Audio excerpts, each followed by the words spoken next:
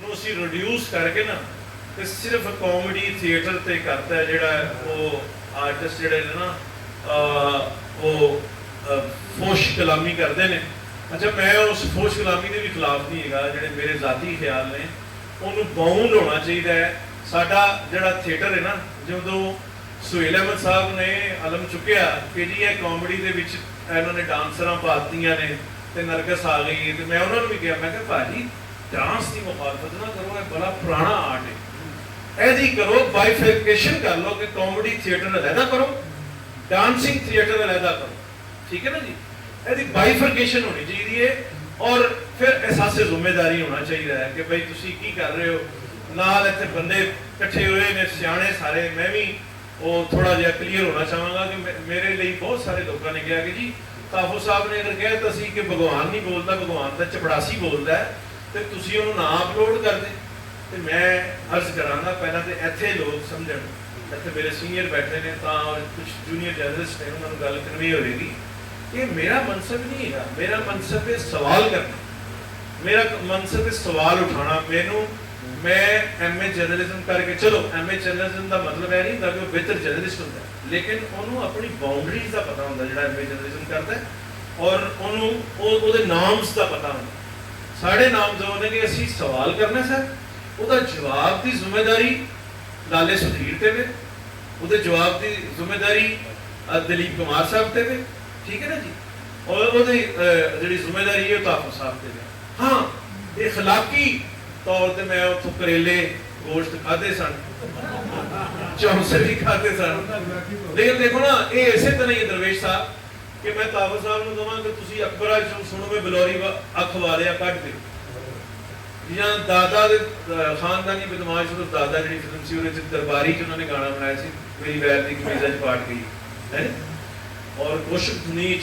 ਦੇਖੋ ਇਹ ਤਾਫੋ ਸਾਹਿਬ ਦਾ ਇਹ ਅਲਬੀਆ ਕਿ ਉਹਨਾਂ ਨੇ ਦਰਬਾਰੀ ਰਾਗ ਜਿਹੜਾ ਤਾਨਸੈਨ ਜਿਹਦਾ ਮੌਜੂਦ ਹੈ ਨਾ, ਜਿਹੜੇ ਸ਼ੇਖੂ ਦੇ ਪੈਦਾ ਹੋਣ ਤੇ ਦਰਬਾਰੀ ਕਾਨੜਾ ਰਾਗ ਜਿਹੜਾ ਤਾਨਸੈਨ ਨੇ ਗਾਇਆ, ਤੇ ਉਸ ਰਾਹ ਵਿੱਚ ਤਾਫੋ ਸਾਹਿਬ ਗਾਣਾ ਪ੍ਰੋਡਿਊਸਰ ਉਹਦੀ ਡਿਮਾਂਡ ਹੋਣੀ, ਉਹ ਨਹੀਂ ਬਣਾਉਂਦੇ ਤੇ ਫਿਰ ਕਿਤੇ ਗਾਹਕ ਅੱਗੇ ਚਲੇ ਜਾਣਾ ਸੀ, ਹੈ ਨਾ।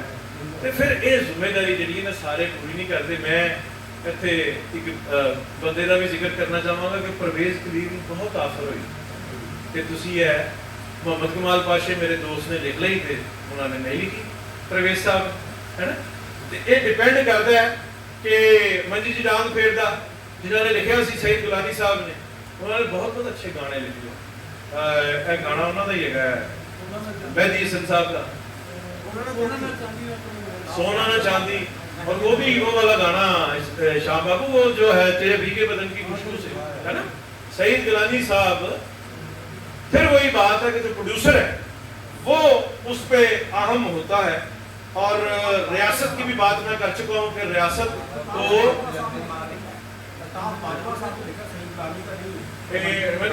हाँ एक गाना सर गिलानी साहब का भी ਇਹੋ ਜਿਹਾ ਨਾ ਟੇਸਟ ਦਾ ਹੈਗਾ, ਲੇਕਿਨ ਠੀਕ ਹੈ ਜੀ ਬਾਜਵਾ ਸਾਹਿਬ ਨੂੰ ਇਹਦਾ ਸਵਾਦ ਪਹੁੰਚੇ। अच्छा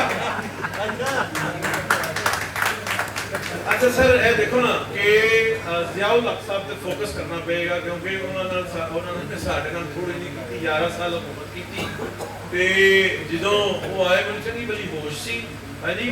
ਔਰ ਜਿਹੜੇ ਇhtਜਾਜ ਹੋਏ ਗੁਜਰਾਂਵਾਲੇ ਸ਼ਹਿਰ ਜੋ ਮੈਂ ਸ਼ਾਮਿਲ ਵੀ ਹੋਇਆ, ਔਰ ਆਪਣਾ ਦੇਖੋ ਉਸ ਉੱਥੇ ਕੀ ਉਹ ਸਾਲ ਕੀ ਹੋ ਰਿਹਾ ਸੀ ਉਹਨਾਂ ਸਾਲਾਂ 'ਚ ਕਿ ਲੋਕਲ ਇੰਡਸਟਰੀ ਦੇ ਤਾਲੇ ਲੱਗੇ ਸਨ, ਹਾਂਜੀ, ਔਰ ਸ਼ਤਰੂਘਨ ਸਿਨਹਾ ਜਨਰਲ ਜ਼ਿਆਉਲ ਸਾਹਿਬ ਦੇ ਘਰ ਆ ਰਹੇ ਸਨ।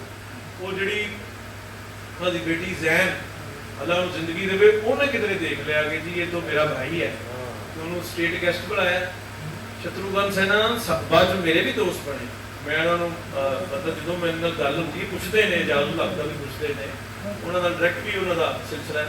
ਦੇਖੋ ਕਿ ਸਾਨੂੰ ਇਹ ਪਤਾ ਹੈ ਕਿ ਲੋਕਲ ਫਿਲਮਾਂ ਨਹੀਂ ਸਨ ਬਣ ਰਹੀਆਂ, ਤੇ ਦਲੀਪ ਕੁਮਾਰ ਸਾਹਿਬ ਦੀ ਭਰਜਾਈ ਹੈ ਰਿਸ਼ਤੇ 'ਚ, ਉਹਨੇ ਫਿਲਮ ਬਣਾਈ ਸੀ ਨੂਰ ਜਹਾਂ ਜਾਂ ਤਾਜ ਮਹਿਲ ਹੈ, ਕਿਸੇ ਨੂੰ ਅਗਰ ਯਾਦ ਹੈ ਕਿ ਉਹ ਕਰੈਕਸ਼ਨ ਕਰਦੇ ਹੈ, ਨੂਰ ਜਹਾਂ ਜਾਂ ਤਾਜ ਮਹਿਲ ਸੀ, ਉਹ ਸਾਡੇ ਸ਼ਹਿਰ ਤੇ ਸ਼ਮਾ ਸੈਨਮੇ ਲੱਗੀ ਸੀ ਫਿਲਮ ਨੂਰ ਜਹਾਂ, ਹਾਂਜੀ। ਇਹ 80s था, 82-83 की गल है ना, 13 जून 1980 ਠੀਕ ਹੈ ਜੀ। ਲੋਕਲ ਇੰਡਸਟਰੀ ਦੇ ਤਾਲੇ ਲੱਗੇ ਸਨ, ਫਿਲਮਾਂ ਨਹੀਂ ਸਨ ਬਣ ਰਹੀਆਂ। ਭੁੱਟੋ ਸਾਹਿਬ ਦਾ ਜਿਹੜਾ ਜ਼ਮਾਨਾ ਹੈ ਮੈਨੂੰ ਯਾਦ ਹੈ, ਉਹਦੇ ਵਿੱਚ ਫਿਲਮਾਂ ਅੱਛੀਆਂ ਵੀ ਬਣ ਰਹੀਆਂ ਸਨ। ਮੈਂ ਦੇਖੋ ਕਿਸੇ ਫਿਲਮ ਨੂੰ ਮੈਂ ਬੁਰੀ ਨਹੀਂ ਕਹਿੰਦਾ, ਮੈਂ ਉਹਨੂੰ ਨਹੀਂ ਦੇਖਦਾ ਜਾਂ ਉਹਦਾ ਪ੍ਰਚਾਰ ਨਹੀਂ ਕਰਦਾ। ਇਹੋ ਹੀ ਚੀਜ਼ ਜਿਹੜੀ ਹੈ ਵੈਲਿਡ ਹੁੰਦੀ ਹੈ ਕਿਸੇ ਵੀ ਗੱਲ ਤੇ। ਕਿ ਮਿਰਜ਼ਾਪੁਰ ਮੈਨੂੰ ਸੀ, ਮੈਂ ਫਿਲਮ ਕ੍ਰਿਟਿਕ ਹਾਂ ਜਾਂ OTT ਵੀ ਹੁਣ ਦੇਖਣਾ ਡਿਵੈਲਪ ਹੋ ਗਿਆ, ਠੀਕ ਹੈ ਨਾ ਜੀ। ਤੇ ਇਹ ਮੈਂ ਉਹ ਨਾ ਦੇਖਾਂ, ਮੈਨੂੰ ਕਿਸੇ ਨੇ ਕਿਹੜਾ ਕਿਹਾ ਕਿ ਇਨਾਮ ਥੋੜੀ ਮਿਲਣਾ ਕਿ 30 ਕਿੱਸਾਂ ਦੇਖਣੀਆਂ, 10 ਐਪੀਸੋਡ ਨੇ ਤੇ ਸਾਰੇ ਮੈਂ ਦੇਖੇ ਜੀ। ਤੇ ਉਹਦੇ ਤੇ ਉਹ ਗੱਲਬਾਤ ਵੀ ਕਰਨੀ ਹੈ। ਤੇ ਫਿਰ ਉਹ ਵਾਲੀ ਗੱਲ ਮੈਂ ਫੋਕਸ ਕਰਾਂ, ਉਹਦੇ ਬਾਅਦ ਮੈਂ ਖਤਮ ਕਰ ਰਿਹਾ ਗੱਲ। ਜੇ ਕੋਈ ਦੋਸਤ ਸਵਾਲ ਕਰੇਗਾ ਤੇ ਉਹਦਾ ਜਵਾਬ ਦੇਵਾਂਗੇ ਆਪਣੀ ਸੂਝ ਦੇ ਮੁਤਾਬਕ। ਕਿ ਮੈਟਨੀ ਸ਼ੋਅ ਹੁੰਦਾ ਸੀ, ਮੈਂ ਆਪਣੀ ਵਾਲਦਾ ਨੂੰ ਪੁੱਛਿਆ ਕਿ ਅਮਾ ਜੀ ਮੈਂ ਪਹਿਲੀ ਫਿਲਮ ਕਿਹੜੀ ਦੇਖੀ ਸੀ? ਉਹਨਾਂ ਨੇ ਮੈਟਨੀ ਸ਼ੋਅ ਹੁੰਦਾ ਸੀ ਬੁੱਧ ਨੂੰ, ਤੇ ਅਸੀਂ ਸਾਰੀਆਂ ਔਰਤਾਂ ਇਕੱਠੀਆਂ ਹੋ ਕੇ ਜਾਂਦੀਆਂ ਸਾਂ ਸਾਡੇ ਉੱਥੇ ਗੁਜਰਾਂਵਾਲੇ ਕਸ਼ਮੀਰ ਵੱਲ ਸਿਨੇਮਾ, ਦਸਤਗੀਰ ਖਾਨ ਸਾਹਿਬ ਦਾ, ਉਹ ਜਿਹੜੇ ਨੂਨ ਲੀਗ ਦੇ ਔਰ ਉਹਦੇ ਖੁਰਮ ਦੇ ਵਾਲਿਦ। ਤੇ ਮੈਂ ਕਿਹਾ ਕਿਹੜੀ ਫਿਲਮ ਸੀ? ਉਹਨਾਂ ਨੇ ਕਿਹਾ ਕਾਫਰ, 2.5 ਸਾਲ ਦੀ ਉਮਰ 'ਚ ਫਿਲਮ। ਉਹ ਦੇਖੋ ਨਾ, ਉਹ ਆਡੀਅנס ਜਿਹੜੀ ਵਿੱਚੋਂ ਮਾਈਨਸ ਹੋਈ, ਔਰਤਾਂ ਮਾਈਨਸ ਹੋਈਆਂ, ਡਾਕਾ ਮਾਈਨਸ ਹੋਇਆ, ਉਹ ਘਟਿਆ। ਫਿਰ ਜਿਹੜੀਆਂ ਸਾਰੀਆਂ ਗੱਲਾਂ ਆਮਿਰ ਸਾਹਿਬ ਨੇ ਕੀਤੀਆਂ ਨੇ, ਦਰਵੇਸ਼ ਸਾਹਿਬ ਨੇ ਕੀਤੀਆਂ ਨੇ, ਮੇਰੇ ਭਾਈ ਨੇ ਕੀਤੀਆਂ ਨੇ, ਇਹ ਸਾਰੀ ਜੁੜ ਕੇ ਜਿਹੜੀ ਹੈ ਨਾ ਫਿਰ ਇੱਕ ਤਸਵੀਰ ਬਣਦੀ ਹੈ। ਮੈਂ ਸਿਰਫ ਇਹਨਾਂ ਨਾਲ ਇਤਫਾਕ ਨਹੀਂ ਕਰਦਾ ਕਿ ਜਿਹੜੇ ਦਰਵੇਸ਼ ਸਾਹਿਬ ਕਹਿ ਰਹੇ ਨੇ ਕਿ ਰਾਈਟਰ, ਮਤਲਬ ਇਹ ਮੇਰਾ ਸਮਝਣਾ ਹੈ, ਉਹਨਾਂ ਦਾ ਕਹਿਣਾ ਗਲਤ ਨਹੀਂ ਹੈ। ਮੇਰਾ ਇਹ ਸਮਝਣਾ ਹੈ ਕਿ ਇਹ ਜਿਹੜਾ ਹੈ ਨਾ ਕੰਪਲਿਕੇਟਡ, ਇੱਕ ਪੇਸ਼ੈਂਟ ਉਹ ਹੁੰਦਾ ਹੈ ਜਿਹਨੂੰ ਸ਼ੂਗਰ ਵੀ ਹੁੰਦੀ ਹੈ, ਲਿਵਰ ਸਰੋਸਿਸ ਵੀ ਹੁੰਦਾ ਹੈ। ਲਿਵਰ ਸਰੋਸਿਸ ਜਿਹੜੇ ਪੇਸ਼ੈਂਟ ਨੂੰ ਹੁੰਦਾ ਹੈ ਤੇ 140 ਫੰਕਸ਼ਨ ਕਰਦਾ ਇਨਸਾਨੀ ਬਾਡੀ ਦਾ, ਉਹ ਫਾਊਂਡਰੀ ਹੈ, ਉਹ ਚਲਾਉਂਦਾ ਹੈ। ਕਿਉਂਕਿ ਮੇਰੀ ਮਾਂ ਗਈ ਸੀ ਲਿਵਰ ਸਰੋਸਿਸ ਨਾਲ ਤੇ ਮੈਨੂੰ ਇਹਦੇ ਤੇ ਮੈਂ ਦੁੱਖ ਝੇਲਿਆ ਵੀ ਹੈ। ਜਦੋਂ ਲਿਵਰ ਸਰੋਸਿਸ ਦੇ ਨਾਲ ਕੋਈ ਜਾਂਦਾ ਹੈ ਤੇ 140 ਫੰਕਸ਼ਨ, ਉਹਦੇ 'ਚ ਨੀਂਦ ਵੀ ਹੈ, ਉਹਦੇ 'ਚ ਹਾਫਜ਼ਾ ਵੀ ਹੈ, ਉਹਦੇ 'ਚ ਖਾਣਾ ਪੀਣਾ ਵੀ ਹੈ, ਠੀਕ ਹੈ ਨਾ ਜੀ। 140 ਬਾਡੀ ਦੇ ਫੰਕਸ਼ਨ ਮੁਤਾਸਰ ਹੁੰਦੇ ਨੇ। ਤੇ ਮੈਂ ਸਮਝਦਾ ਕਿ ਇਹਨੂੰ VCR ਦਾ ਵੀ ਸਾਹਮਣਾ ਰਿਹਾ, ਇਹਨੂੰ OTT ਦਾ ਵੀ ਸਾਹਮਣਾ ਹੈ, ਇਹਨੂੰ ਸਿਆਸਤ ਦਾ ਵੀ ਸਾਹਮਣਾ ਹੈ, ਇਹਨੂੰ ਸਿਨੇਮੇ ਦੀ 1275 ਸਿਨੇਮੇ ਸਨ ਜੀ ਜਦੋਂ ਮਸ਼ਰਕੀ ਪਾਕਿਸਤਾਨ ਸਾਡੇ ਨਾਲ ਸੀ।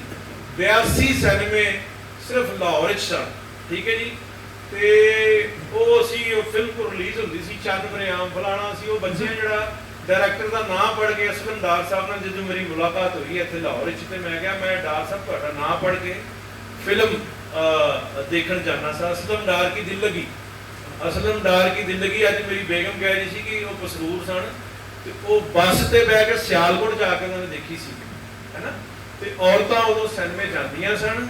ਅਸੀਂ ਮਾਈਨਸ ਕੀਤਾ ਉਹਨਾਂ ਨੂੰ, ਸੁਸਾਇਟੀ ਦੇ ਵਿੱਚ ਵੀ ਉਹਨਾਂ ਨੂੰ ਉਹ ਲੈਵਲ ਪਲੇਇੰਗ ਫੀਲਡ ਨਹੀਂ ਦਿੱਤੀ, ਸਿਨੇਮਾ ਵੀ ਨਹੀਂ ਦੇਖਣ ਦਿੱਤਾ, ਮਾਈਨਸ ਕੀਤਾ। ਫਿਰ ਮੇਰੇ ਦੋਸਤਾਂ ਨੇ, ਜਿਵੇਂ ਪਰਵੇਜ਼ ਰਾਣਾ ਸਾਹਿਬ ਸਨ, ਮਰਦਾਂ ਦੀ ਬੜੀ ਅੱਛੀ ਫਿਲਮ ਬਣਾਉਂਦੇ ਸਨ, ਔਰਤਾਂ ਉਹਨਾਂ ਦੀ ਫਿਲਮ ਦਿਲਚਸਪੀ ਨਾਲ ਨਹੀਂ ਸਨ ਦੇਖਦੀ। ਹਜ਼ੀਨ ਕਾਦਰੀ ਜਦੋਂ ਲਿਖ ਰਹੇ ਸਨ, ਜਾਂ ਜਦੋਂ ਸੈਫੁਦੀਨ ਸਾਹਿਬ ਫਿਲਮ ਬਣਾ ਰਹੇ ਸਨ, ਜਾਂ ਜਦੋਂ ਆਪਣੇ ਮਸੂਦ ਪਰਵੇਜ਼ ਸਾਹਿਬ ਫਿਲਮ ਬਣਾ ਰਹੇ ਸਨ, ਉਹ ਵੱਡੇ ਲੋਕ ਸਨ, ਵੱਡੇ ਕਹਿ ਲਓ, ਜਾਂ ਉਹਨਾਂ ਦਾ ਇੱਕ ਰਿਚ ਰੇਡੀਅਸ ਸੀ। ਉਹ ਔਰਤ ਲਈ ਔਰ ਮਰਦ ਲਈ ਦੋਵਾਂ ਲਈ ਫਿਲਮ ਬਣਾ ਰਹੇ ਸਨ। ਇਹ ਬਹੁਤ ਸਾਰੀਆਂ ਚੀਜ਼ਾਂ ਮਿਲ ਕੇ ਸਾਡੀ ਕਿੱਥੋਂ ਫਿਲਮ ਕਿੱਥੇ ਗਈ ਹੈ।